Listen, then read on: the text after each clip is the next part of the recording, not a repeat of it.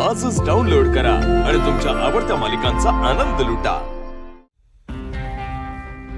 तशी मी त्याला पुरेपूर शिस्त लावलेली आहे। आश्रमात राहायलाही तो तयार आहे आणि हो, त्याच्यामुळे कुठल्याही मुलांना कधीच कसलाच त्रास होणार नाही। पण तुमचा नातू आहे कुठे?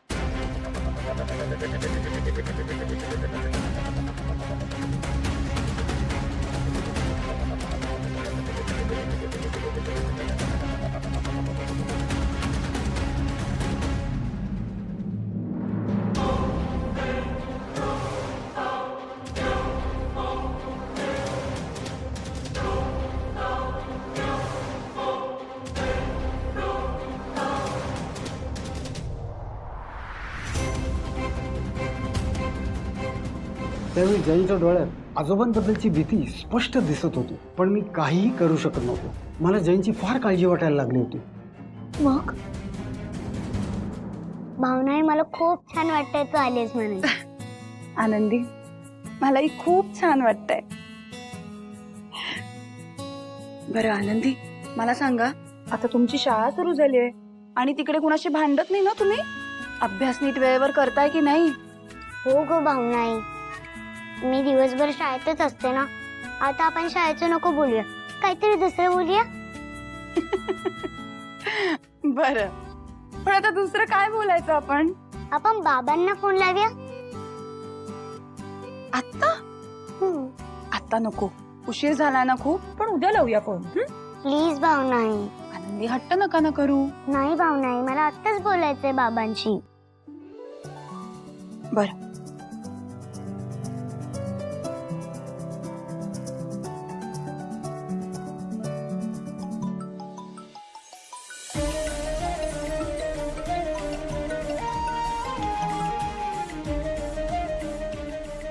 गुंड्या, कसा आहेस?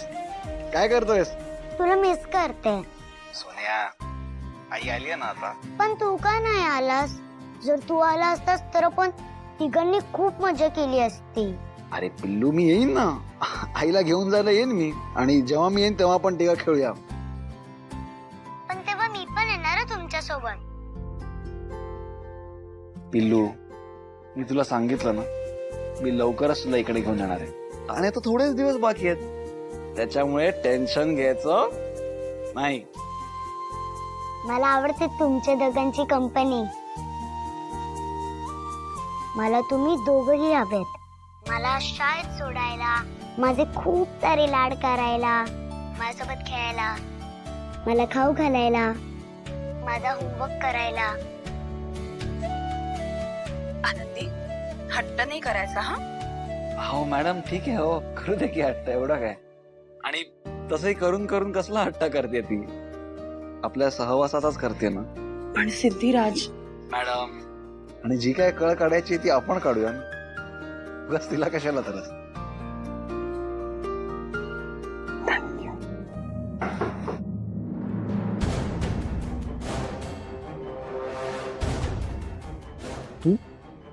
इथे काय झालं सिद्धिराज? नाही मॅडम, एक मिनिट, मी तुम्हाला थोड्या वेळात करतो। काही नाही झालंय, मी तुम्ही टेन्शन नका घेऊ, थांबा।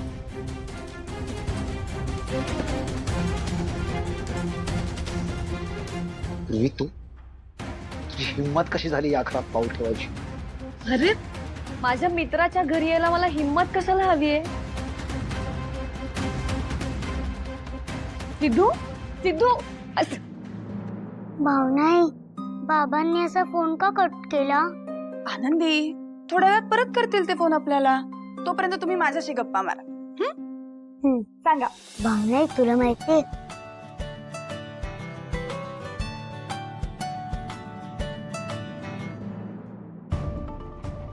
काय झालं असेल एकदम? कोण आलं असेल? सिद्धू थांब. चल. सिद्धू अरे सिद्धू हात दुखतोय माझा, मी पडेल. सिद्धू आजी! सिद्धू, हळू. पप्पा ताई अरे कुठे आहेत सगळे? काय रे काय वेळेपणा चाललाय तुझा? काय झालं? ही घरात कशी आली कोणी घेतलं हिला घरात? मी घेतलं. तुम्ही विसरताय का भावना मॅडमच्या विरोधात किती कट केले तिने? तुम्ही कसं काय माफ करू शकता हिला? कारण तिनं आपल्या सगळ्यांची माफी मागितली आहे. आणि आम्ही पूर्वीला माफ केलंय कारण तू पूर्वी सोबत खूप चुकीचा वागला होता सिद्धू. आणि त्याचाच परिणाम म्हणून ती अशी वागली. अरे भर सभेमध्ये तू पूर्वीला मागं टाकून त्या अवलक्षणेचं नाव जाहीर केलंस म्हटल्यावर या पूर्वीच्या मनात तिच्याबद्दल राग निर्माण होणार की नाही? हा? अरे पण म्हणून एवढा मोठा कट? काय रे आता संपत काय म्हणाला? तिनं माफी मागितली, आमचे पाय धरले, आम्ही माफ केलं. बघितलंस? अरे आपण हिला सून करून घेतली नाही तरी पण तिच्यात केवढा सालसपणा आहे. नाही तर तुझी ती अवलक्षणा. आजी त्यांचा नाव मध्ये घेऊ नकोस तू. पूर्वीने जे केलं ना ती चूक नव्हती, गुन्हा होता गुन्हा. आणि यासाठी तिला कधीच माफी वगैरे मिळू शकत नाही. होय हे तू आम्हाला सांगतोयस काय? उत्सवामध्ये एका मुलीच्या नकळत मंगळसूत्र बांधलंस आणि त्याबद्दल तू दळवींच्याकडनं माफी मागितलीस आणि ती माफी मिळवली सुद्धा. अरे लेका हे तर आम्ही तुझ्याकडूनच शिकलो. सगळ्या गुन्ह्याला माफी मिळू शकते.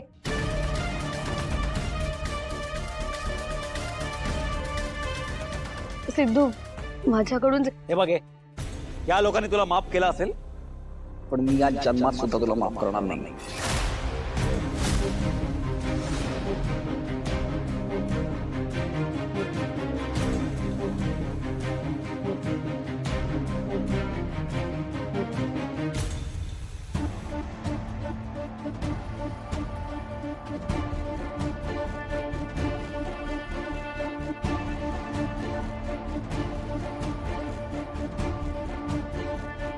हे ही रडत बसायची वेळ नाही. तू ज्या कामासाठी इथं आलीस ते काम तुला करायचं आहे. काय?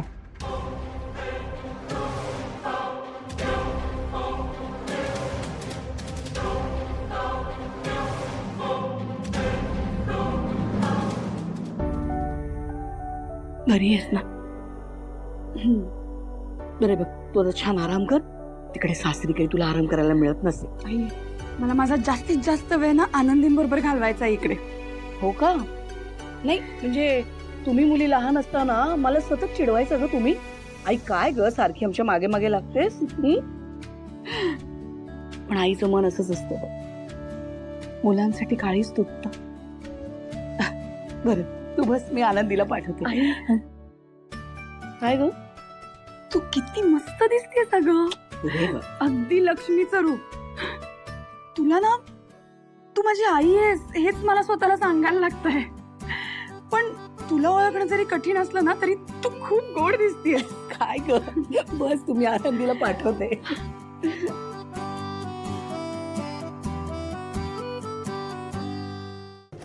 लक्ष्मी निवास लक्ष्मी